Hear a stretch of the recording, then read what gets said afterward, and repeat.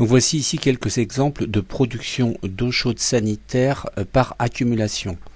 Donc là par exemple nous avons l'exemple d'un chauffe-eau. En fait la résistance électrique va s'enclencher et va réchauffer le volume ici d'eau chaude sanitaire qu'on va avoir de disponible pour l'habitation.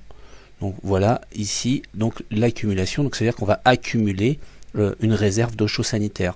Ça c'est un premier exemple. Ou alors on peut avoir aussi des ballons qui vont être des ballons des préparateurs eau chaude sanitaire qui vont être mis à côté des chaudières ou qui vont être dans les chaudières murales. Par exemple ici on voit un préparateur d'eau chaude sanitaire qui se trouve à côté d'une chaudière, fioul ou gaz. En fait l'eau froide rentre dans le préparateur eau chaude sanitaire et va ressortir chaude en point haut.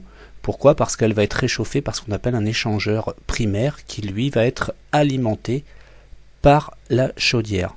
Et puis on peut retrouver également le même principe de préparateur eau chaude sanitaire couplé avec des capteurs solaires. Là le circuit primaire ne va plus être alimenté par la chaudière mais va être alimenté par les capteurs solaires qui vont être réchauffés par le soleil. Donc on voit bien ici que l'eau froide qui rentre dans le préparateur et qui ressort ici chaude n'est pas en lien, ne se mélange pas avec le circuit, ce qu'on appelle le circuit primaire.